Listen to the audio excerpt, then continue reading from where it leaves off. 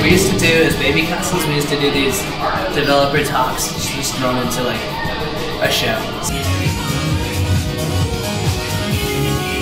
So a band would play, and we'd have an opening for games, like an arcade would be around, and some music would happen, like a punk house or something like that. And just in the middle of that, someone would be like, because everyone's interested, everyone's completely interested in the game. So Spelunky is great.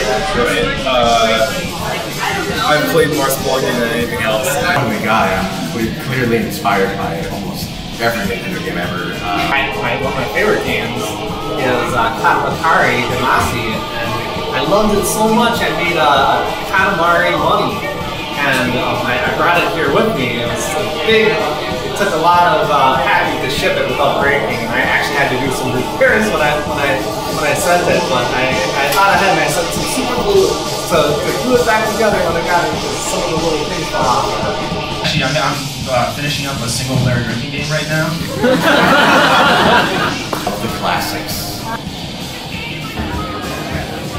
To me, I'm an outsider to all this. This is my first Babycastles event, actually. But I feel like the games are kind of adversarial to Rigor in the way that they make the games, in my opinion, often less playable. And from what I've seen, I haven't seen very many, but I think that might impact the popularity of Babycastles, because they might be too experimental, you know, too challenging, which is fine, you know, but within New York City, you know, it's a challenge. I think the easiest way to understand that is between these two pictures. This is a ballet dancer, and this is someone dancing drunk. Okay?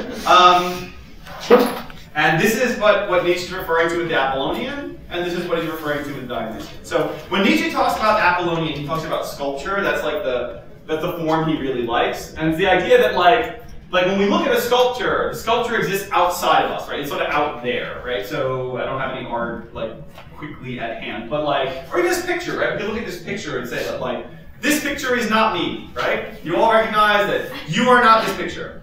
And you look at this picture and you say, how does that picture look?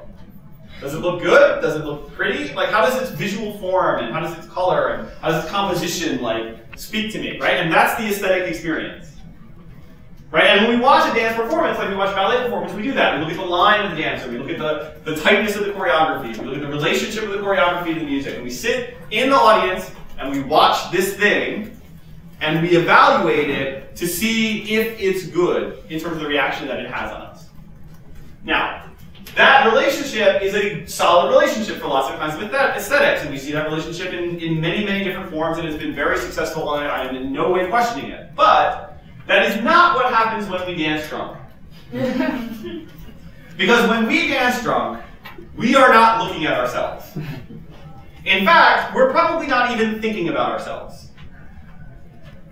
Right? I mean, I want you to actually remember a time where you equivalently dance drunk. I know some of you are saying like, I don't dance. Some of you are saying, I don't drink. Me included. But like you got some equivalent where you were like somewhere where the music was really good and all your friends were there and everything was just kind of right, and you lost time dancing. You were just dancing and you just danced and danced and danced and danced. Right? And it was one of those things where you just like turned around and it was like 3 hours later and you were like, where did the night go? And I'm all sweaty now and like, I've got to find my way home. And if I'm drunk, that gets a little bit more challenging. But that relationship of like that experience, right? That's an experience. It's an aesthetic experience. You had a good time. You had a feeling from that experience, and it was meaningful. But you weren't looking at yourself, right? You certainly, I mean, what I want you to try to imagine is how well you were dancing, right? When you were drunk, right? I will say for myself, not good. I was not good. If you put me on stage and watched me, you know, while I was at, I don't know, CeeLo dancing to Burial, I do not think that the Times reviews of my performance would drive people to see my show. But I don't care, right? Because that wasn't the point. I didn't dance so that an audience could watch me dance. I was the audience. Right? I was the person dancing. I also happened to be the person dancing, so I was also the creator. But like the distinction between those things isn't very clear. It's kind of a big mess. And when Nietzsche talks about the Dionysic, he talks about like these sort of orgiastic parades. Like if you think about Dionysus, which is where the word comes from, right? And what Dionysus is famous for is these like drunken orgiastic marches of people who are just kind of like crazed and out of themselves. Right? It's about not being in yourself. It's not about looking at things. You're not looking at anything. You're just doing something. You're experiencing it. Right? And that experience has agency in it. But it sort of implies that like asking us to look at an experience that you have an agency in, that you interact with, and whose primary purpose is to provide you with an experience that you create and consume, and then looking at that as though it were Romeo and Juliet, is about the equivalent of putting this woman on stage and staring at her. Yes, you could do that, and of course it would be terrible, right? Because it's not meant for that. Like, when I'm dancing myself in a club, I'm looking for a certain kind of experience, and I don't think about an audience, and I'm not trying to construct it for an audience, and I don't care if it looks good. I want it to feel good. I want that experience to be good. And if that experience is good, then it's good.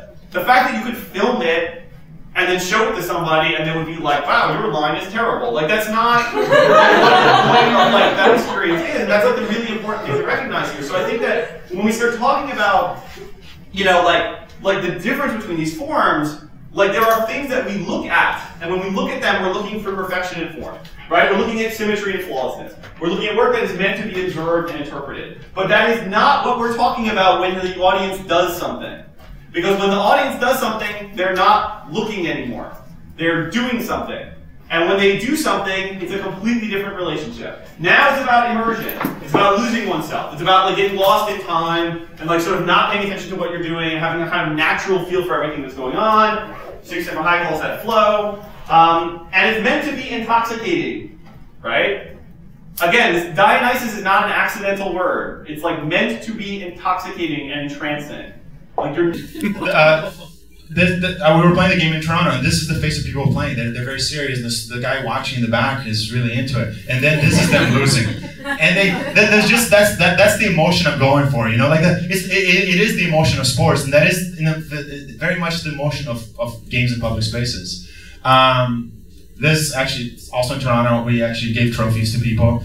And kind of an interesting story about this game working in public spaces is that we had this tournament in Toronto, and we had the winners, and these two guys, Miguel and I forget his name, won the game. And then we totally did oh wait, but to really win the game, you got to beat the Americans. And me and Matt went up, and I think Noah who was with us, and we played against these guys, and they still beat us. And the crowd was like really rooting against us. Obviously, we're like the bad guys from like WWF or whatever.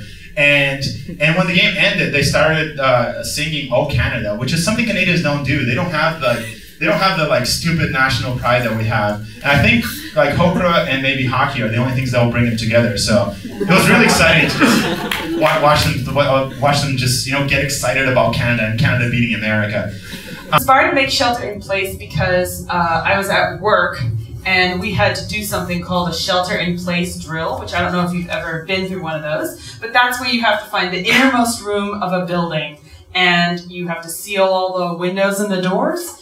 And when we were doing that at my workplace, I thought to myself, this is totally what they would do if there was a zombie apocalypse. And then I thought, what about people who got sealed in this shelter and then had to deal with the zombies at the door? Would they decide to open the door if people who were not zombies came to the door? Would they decide to keep it closed? So those sort of questions inspired me to make Shelter in Place. No, there's like a specific game that you throw my whole big meta question off. Sure, tell us about the specific game.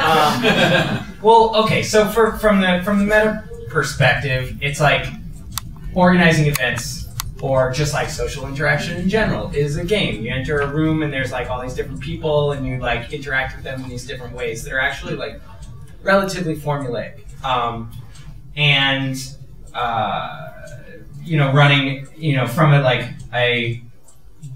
running like DIY shows, I usually don't I sort of have a role in like setting up the properties of that game or whatever, but I tend to just like take on whatever the job is that like somebody forgets to do, which is like take out the garbage or like, you know, mop or clean up or whatever. But I was involved with working on the 42nd Street Gallery.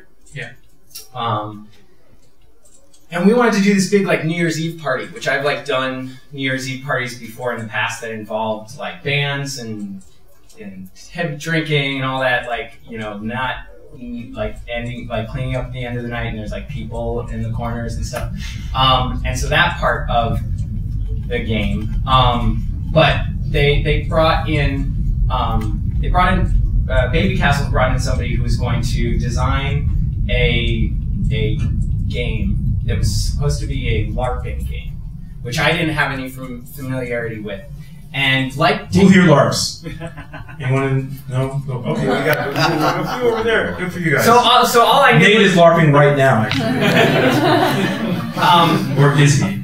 So I didn't know that much about that, but like taking out the garbage or like, you know, fixing the toilet or things like that, he didn't do the game and he forgot. We were already talking about this game. So then I ended up just taking on the role of being like, okay, well, we're just gonna like formalize some of these like weird social interactions. And I sort of knew enough to be like, okay, well, I'm not gonna advertise it as like LARPing. And I don't really understand what LARPing is. So instead, we're just gonna like make up some of these like rules of how everyone's gonna like interact. With the end result, you know, being that people want to get laid and like make out, because like that's what like New Year's Eve is about. But you can't be like crass. So we like came up with all these like really like funny, you know, ways of like going about it. And maybe it's more suspenseful if I just like leave it at that, and so I don't keep talking. But I can describe the game later. I want to know about LARP Orgy. Okay, well, so it wasn't. The idea was that when you entered the space, you had to trade entrance by writing your secret plan for 2011 on a little piece of paper, and it went in this like big jar. And in exchange for writing your secret plan, you were assigned an animal, and there were 6 animals. And someone recently said that this also is kind of like a little kid's game, which I wasn't aware of. But the idea was that you were assigned an animal, and the animal, there's like a big chart on the wall, and every animal could hunt an animal or be hunted by an animal. And the way that you hunted the animal is that you got to ask them questions. And it had to be a yes or no question. But if you were being hunted by this animal, they had to answer. And if they didn't answer, you could go to the game master or whatever and be like, this person's not playing games. Get rid of them. They gotta leave.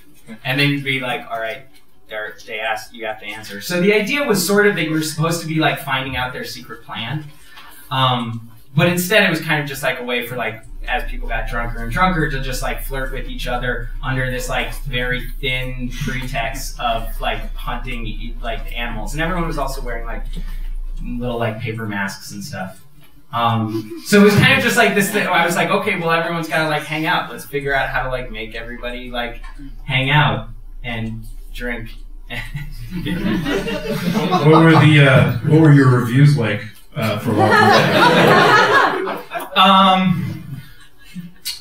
well, okay, so there were a lot of people we had to kick out because like 42nd Street's right near like Times Square. So there was like a lot of people coming in that were not ready or understood what they were like getting involved in with this game. So I think like you know, from a I guess play testing perspective, it involved a lot of fighting. But in terms of like unexpected social interaction, I would say it was rather successful. The fact that we got all these really crazy new people that never made games, like Jordan Michael, who just runs a bunch of shows in New York but has been thinking about games for a while. Andrew Spalding, who plays in a lot of bands and helped me out with the sound bar and stuff like that, which is a music video. And this performance artist that has this Minotaur character. He's like, I'm a Minotaur, that's my game. And like, he has a game that he wants to make out of his like Minotaur character and like his performance art, but he didn't really know where to go with that. I got them all in a room with this long time, like huge games culture and games person, and like a whole audience, and like somehow they like hack together what those 3 artists should do as their first steps into making games. And that was like, that's kind of what I wanted the summit to be, but I got to see like a good 100-person version of that, which is real rad. And you know, next time, but like, that's what I had to say, yeah, basically. The elements of sports in yours and theater and this sort of like how you kind of invite people in, you kind of have these toy-like aspects of these games. And one of the things, in my experience with designing games for public spaces, is there's this really big barrier to entry, right? Like that you don't have to necessarily deal with quite as much when you're designing just like a board game or a video game, because when you're designing a board game, people assume they're going to have to read a bunch of rules and it's going to be a pain in the ass to learn how to play. Or if they're playing a video game, they assume the game will teach them a lot of it. So what are the kind of ways you guys go about, do you find in designing games for public spaces, how do you get over that sort of barrier to entry? Like, how do you get people to play the game? Let me start out by saying, like, Matt's game, Recurse, there's no barrier to entry. Like, it's hard for people not to play. Like, you just play by mistake to begin with. You walk in front of it and you start playing. So I feel like there's kind of like a spectrum where his has basically no barrier of entry. Mine has some. You have the greatest barrier of entry with your games, right? Well, it's like tag. So about the barrier to entry that tag has. But you still need some explanation. People can't just come in. Yeah. You can't pick up and play. Like his game, you start playing and then it just makes sense. Yeah. My game, there's some explanation. Yours probably has the most. Yeah, you definitely have to read a page of words. No, but it's a surprisingly high barrier to entry words. Like it's amazing how many people not read a page of words. Yeah, I mean reading a page of words is boring, right? You know, I mean, and I have. Yeah, I also like the conversation they had about the music and video games, the relationships between them. They had Darren, Korb, and Anamanaguchi, the chiptune music producers. I mean, I had a fun time listening to them because I'm always interested as an independent game developer how the music industry likes to work with us, and sometimes it's not always that clear because the sound is neglected in the development process, or you can find free music or something. So it's very interesting to see what their perspective is on this whole development process. I've always had this idea of getting like an ice cream truck and just going to like music festivals and like paneling the outside with monitors and actually having like USB thumb drives or something to give away. I don't have time to do that really, so if any of you want to do that, like totally steal my idea and start doing it, because I think that's really important. Just because there's still like this pervasive notion that video games are big Call of Duty blah blah blah, and that like it's not such a personal one-on-one. Like you could actually just meet the dude who made the game and blah blah. Why aren't you guys selling your games at your shows? Well, for us, like we like to keep that kind of separate. Like we don't play the Scott Pilgrim songs at shows, like, just because they're like 1-minute loops, and people always ask, they're like, "Play it from level 2," and we're like, "No, dude, absolutely not. I'm sorry. We have like 1 million other songs. Like, sorry, that are not 1-minute loops. That are video game music. We have other things, please." So yeah, I think if we were to sell that game at the show, that might exacerbate the problem. So try to keep it. So just add to whatever degree that it's relevant, that like this is just based off experience that I've had, that while you do the thing because you love to do it and you have the involvement in the relationship because it's organic and because you want to work with your friend, snag that I have gotten into in the past, not just in the realm of being involved with video game music, but in general when it comes to like commercial music, is it's a good thing to talk about how money will break down if it is going to happen before it happens. Because if that doesn't happen, usually there will be problems. Yeah. If the money shows up and you don't have a way figured out to divide it or to have compensation, that can blow up in your face. Real talk. At the beginning, there was basically prototyping, gameplay was happening in a little gray box with like, this little gray dude running around with a hammer. And then I was making music, and that was the only assets that are still like in the game from AR's music, actually from that time at sound effects. So yeah, I mean, I didn't have any like crappy requests during this project at all. I mean, it was just like once the project got rolling, it was like, well, we have a district in the game that's going to feel kind of Byzantine and whatever, so we want some pieces that feel maybe more like that. One, like, do an intense one, kind of like an introduction one, and then like a mellow one, and so that was sort of most of the guidelines that I had as far as that goes. I worked on other projects before I got into games. Like I did some TV and film projects where I had some like kind of awful requests, which is like, well, this is the song that we're temping and we can't afford the license, so rip that off, please. You know, Yeah. basically, that's pretty much like every request that I got doing that stuff was that.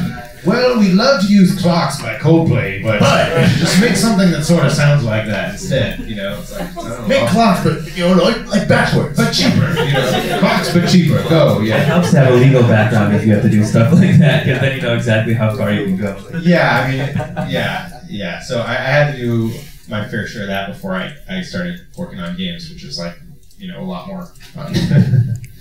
In my experience, at least, like so we initially got approached by like a producer who was like, yeah, cover the Smashing Pumpkins, and then like do like a kind of like Van Halen song, and I was like, okay, and then like that really didn't work out. This dude had like no idea what would work for his game musically, and this dude almost fired us. And then we're like, then I think he got fired, and then we started talking to a music coordinator, which was like a dude who was actually a musician. Who wasn't doing music for the game, but was like someone who can talk to people who know how to do music. And so he was extremely, extremely helpful. And he would just give pointers like whereas the other guy would be like, oh, like give us a note and then we do it, and then he'd be like, yeah, actually I don't like that. Could you make more like dubstep? Like, we'd be like, no, we can't. And whereas this guy would be like, I like the mood, but can you make it a bit more like you're trying to like blah blah blah? And like, yeah, this dude gets music and I can like, so that's like the number one thing for like important thing for me and like a relationship with like a developer and a musician is like having like kind of someone be a conduit who might not necessarily be the guy that's doing music for your game, but kind of knows how to speak to musicians and stuff. And that way you can like tell anyone like, we need a song that's like super energetic, that's got like some minor arpeggios and stuff, you know, stuff like that. Just the first few minutes of gameplay, it was just that engrossing. Like the fact that you could take worlds that only previously existed in your head and actually put it down in like a form that anybody can like see and admire. I think that's pretty cool. Games like movies, paintings, or whatever. I don't know, it's all like a method of expression, like, you know, choosing the right pixels, the right colors to like show whatever it is you want to be shown.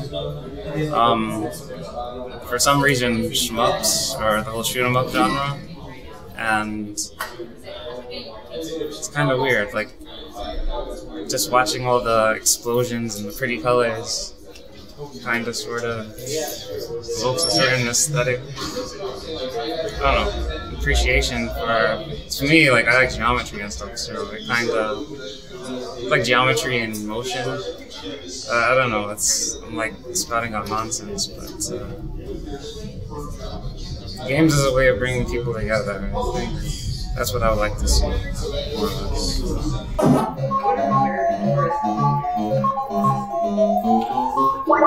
Now, one of the things I had to build from scratch in Unity was this Omnity, and it's a correction library, so you can take any game that you're building in Unity and make it work inside of a dome or a curved screen or any shaped room.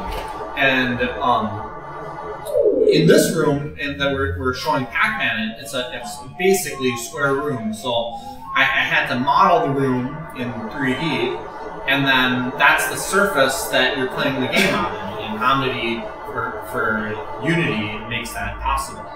I wanted to make the game as faithful to the original as possible, and because there is no way of doing Pac-Man in 3D, I had to recreate the whole thing from scratch.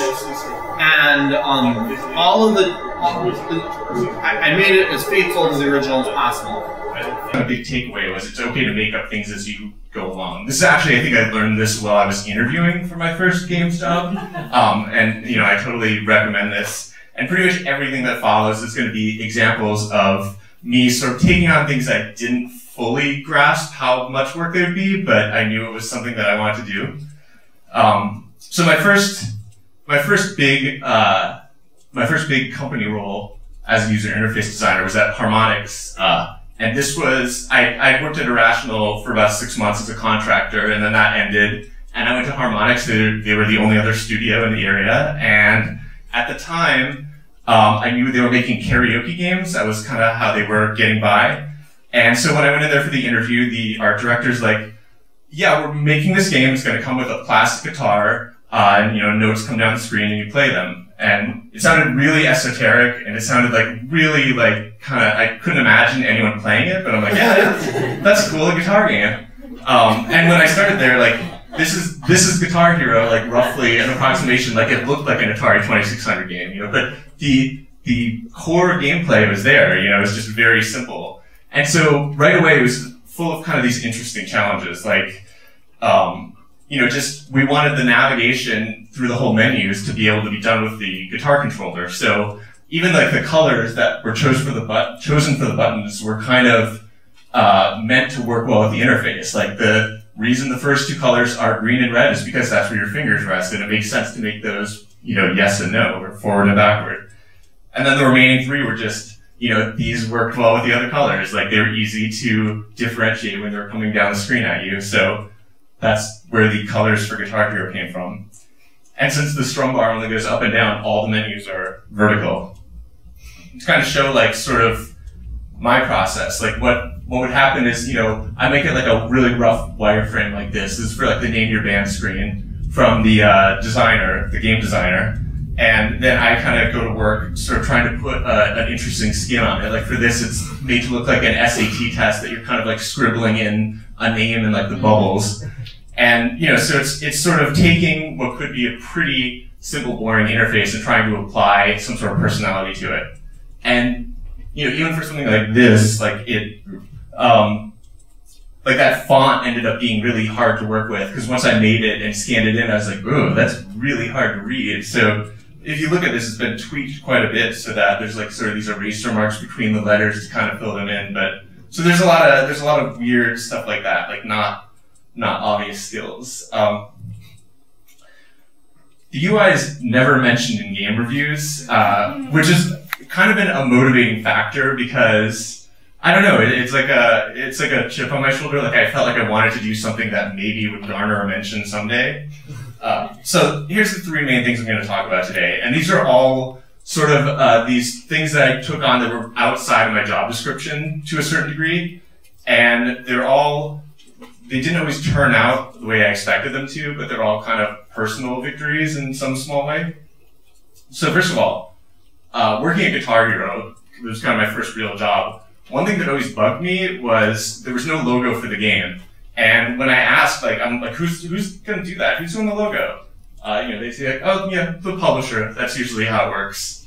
But I was, this was getting under my skin, because, like a requirement for a cool band is to have a cool logo. Like, growing up in the 80s and 90s, you see like Van Halen and stuff like that. To me, it was like the logos that like define that music. And so that just wasn't a good answer to me, and I just needed to do something with that. So basically, at some point during like a weekend when I had a lot of free time, I sat down and started sketching. And this is actually, I cobbled together the early sketches so you can see kind of the logo taking shape.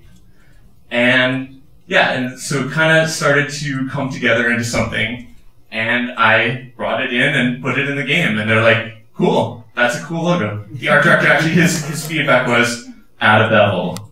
And so it got a bevel. And it stayed in the game, and no one questioned it. I think the publisher saw it, and they're like, oh yeah, cool, that's the logo, that's it. And, and it ended up going out and becoming this like huge, crazy thing. And all just because, like I didn't expect that I'd be creating a brand for like $1 billion game ever. But, just because I took like a weekend at one point, and when I did it, it happened. And it's interesting because if I had waited, no one was going to ask me to do it.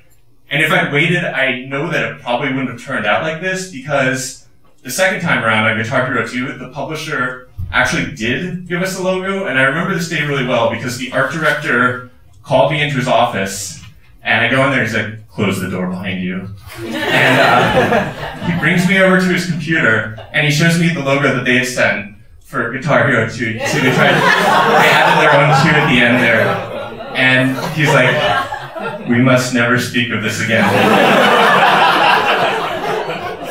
So I ended up adding a Roman numeral 2 to the end. But the interesting thing is I don't know what the logo would have looked like if we waited for the publisher to provide one. But what I do know is that there would have been a crazy mad scramble at Harmonix for everyone to try to create a better logo. And they wouldn't have turned to me like the new hire who was kind of unproven and been like, hey, new guy, we really need a logo. Make a logo for us.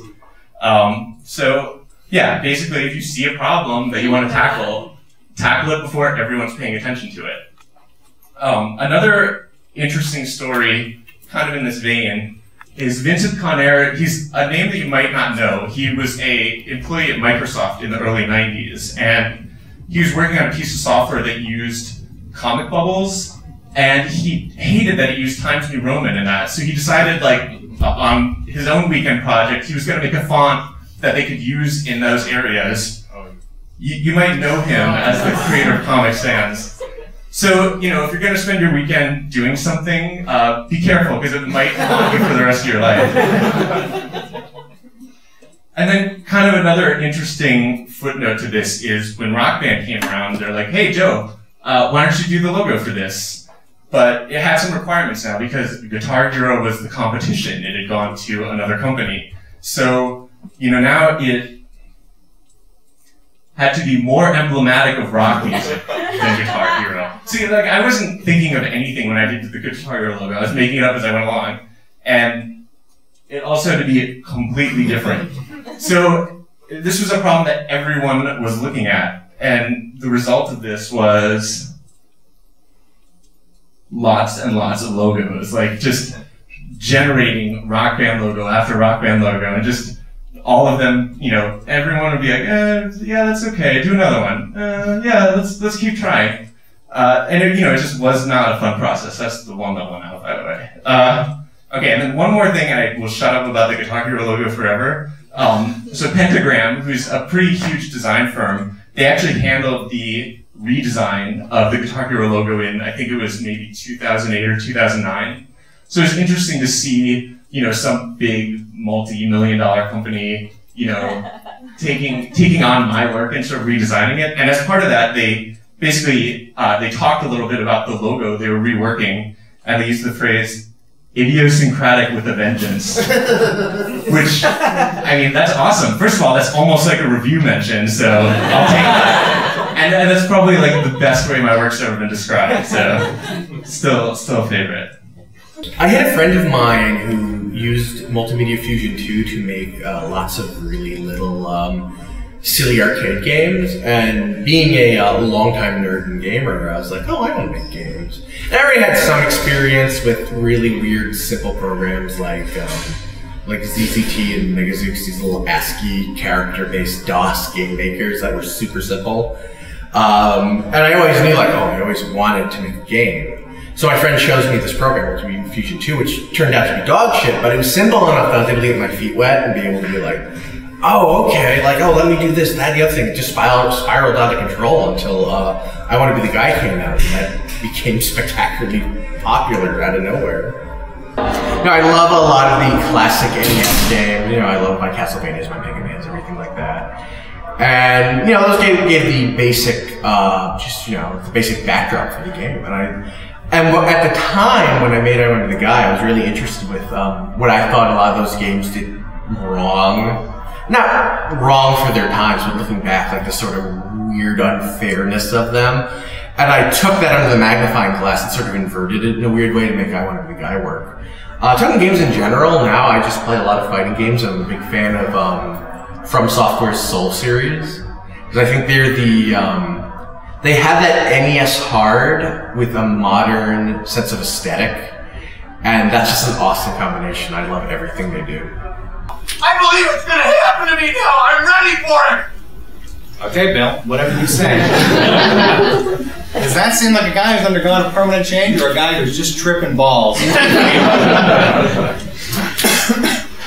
The Scrooge effect in a game that regularly Scrooges you is more likely to give you a momentary high. You know, it can give you these thrills and these power trips, and don't get me wrong, that stuff is fun. And not every Scroogey game is necessarily bad. Like the Batman game is okay, and a lot of people like the Zelda games. I don't really care for Skyward Sword, but whatever.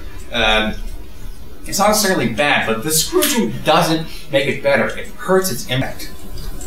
Now, maybe you notice as I've been talking here that the Groundhog Day games tend to be classic, I mean old, basically, 80s and early 90s mass market games and modern indie games. Whereas the Scrooge games have been modern mass market games. Now, I'm not out to get, well, I am out to get modern mass market games a little bit, okay? But this is an authentic trend. And there are exceptions. Like, I don't know if you guys have played the Demon Souls and Dark Souls games, but those are like really embodiments of the Groundhog Day principle. But this trend is pretty, if you start looking at it, it's pretty real. Why? Well, I want to look at a couple different angles of it. There's the business model that's evolved over time. Okay, so mass market games in the arcade era, failure was built into the business model.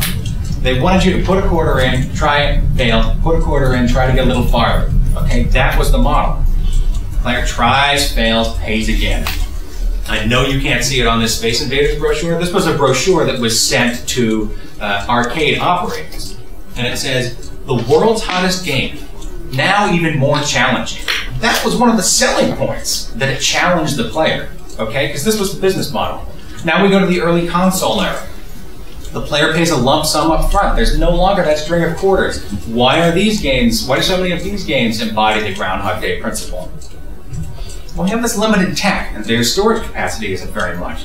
And the Groundhog Day approach is a great way to extend a game's life and to give the player value for their money, right? The world may be modest, but the structure of the game forces you to become intimately familiar with them. Okay, so you spend a lot of time in the world, you get to know its details, its nuances. Again, just like Bill Murray in Groundhog Day. Kind of as a fun experiment, I decided to take some sort of modern UI conventions that you kind of use to teach a player how to play a game and apply them to Mario, which is pretty intuitive. So we start throwing in all this extra crap. You can see,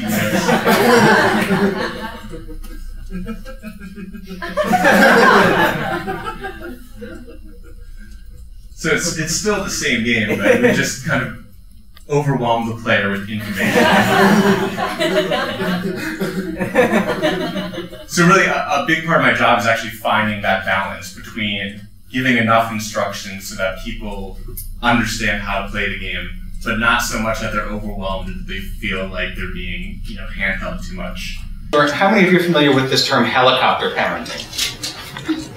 Okay, so this is a phenomenon in which parents are over-involved and over-directing their kids' lives, often all the way through college and beyond.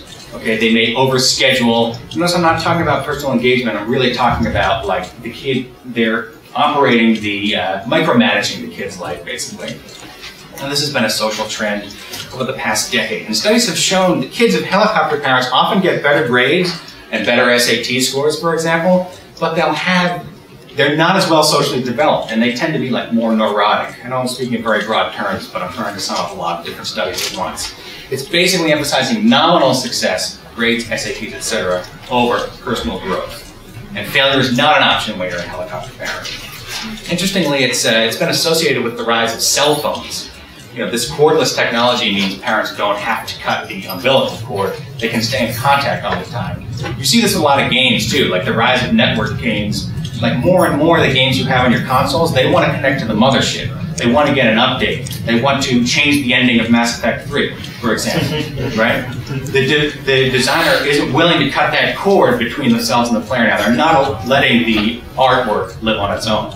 I consider myself a artist trying to use games for a purpose, So yeah, I consider myself an artist first. I wouldn't call myself a game maker. I just more have concepts that I'm trying to let speak through a game.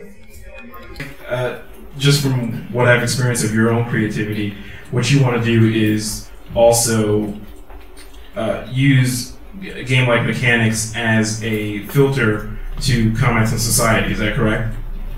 Yeah. Okay, good. So let's continue on that point. Some of the stuff you've done have been public performances where you dress up as a panda and ask people to punch you. And we also talk about racism by looking at it through a very absurd lens. And your game Race Wars is a hacked Nintendo game which pits people against people of other races. Can you talk about that a little bit? How do you remember all this stuff? It's amazing. I already forgot your name.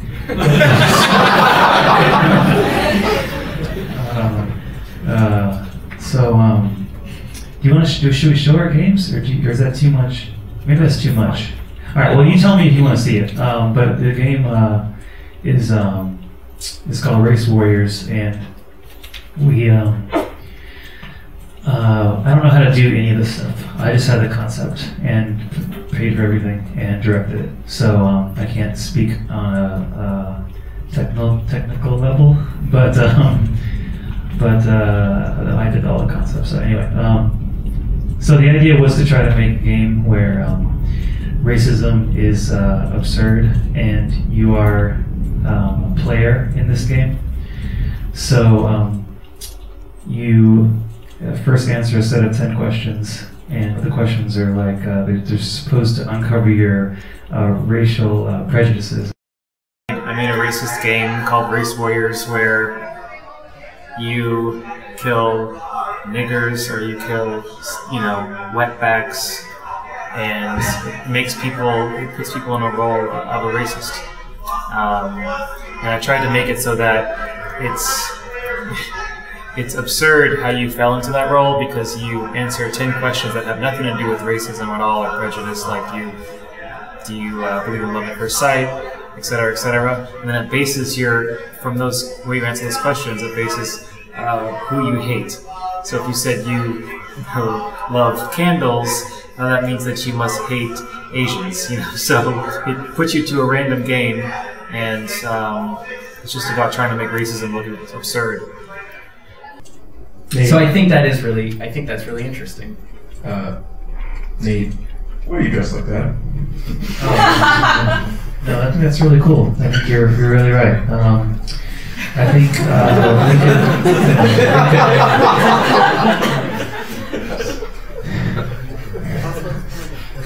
so yeah, it's like yeah. So well, you're totally gonna dodge the question. I won't go back to Race Warriors and see if there was a nostalgia of your own that you were hitting on there. I mean, it seems kind of obvious, but if you could unpack that a little bit, and are you interfacing with games at all when you're not working? Yeah, I mean, I play games a lot. I think building the game, it is a hack. It is an old Nintendo hack from 1986, Akari Warriors. So I keep thinking that I'm seeing somebody sleeping in here, and I'm just like, can I sleep? I'm not gonna tell you who I'm looking at. It's one of you. All right, I'm sorry. All right. No, but the fun part about doing that was picking the right game. I knew that I wanted to have one race kill another race. So flipping through all these old Nintendo games that some of them I never even played, like Narc. Do you guys remember that? Just like there's a database online where you can go through all the old games, and just like trying to see okay, can we change the race of this guy? Can we what's the best? Do we want an urban thing? Do we want? And finally we settled on Akari Warriors, but yeah, nostalgia is a huge part of hacking of Nintendo. I think I was most inspired to even touch any of this by the little bump in our culture that Corey Archangel had in that Whitney show. Right. If it wasn't for that, I probably wouldn't have even cared. And so when I saw that, you could use games as art, I was like, oh shit, and I could do that too. So but it's something you might revisit for a future project, or you feel like you've bled everything out of it. Well, it's a lot of work. Talk to these guys. We had a lot of problems with the game. The emulator kind of stuck a minute, but I told myself I wasn't gonna do this, but let me just give me 1 minute. And we, I thought it was going to be easy. I thought I could just like find the guy who said he could do it and it would be done. But we had a lot of problems with the emulator, because you can go and play it right now online. And first we tried a Java emulator, and it just didn't work. It was crashing all the time. The sound worked with that, so the sound was working, but nothing else was working. And so then I started searching around all the NES boards and all that stuff. I was like a total noob on there, like asking these dumb questions. And we finally found a Flash emulator that runs on Flash, but like nobody has Flash on their mobile devices, and the sound didn't work. So now I have a game that goes, you can play it, but there's no sound, but you can't play it on your iPad, or you have people play games like that now.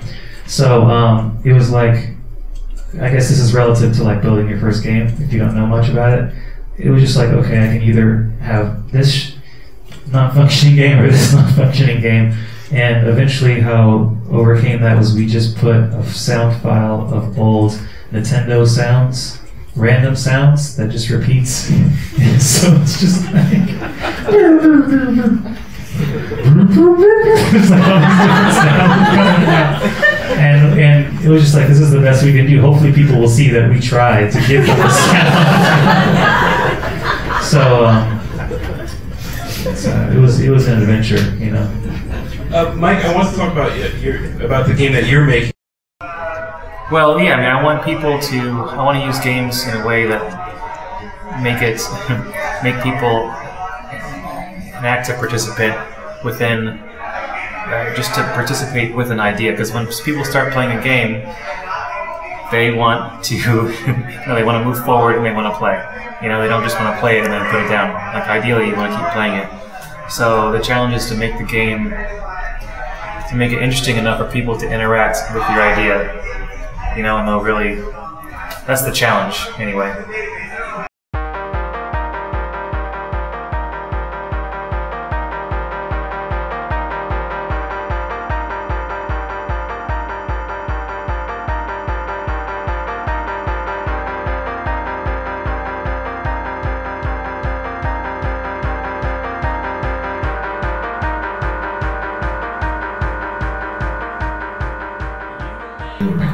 Yeah, I find it really sad that everybody's always complaining, like, oh, there's no originality anymore, and like, everything's terrible, and like, I try and find that every time I hear it, because I love old Nintendo and Super Nintendo games, but they're almost all like, either top-down shooters or platformers and stuff. They were more samey then than we are now.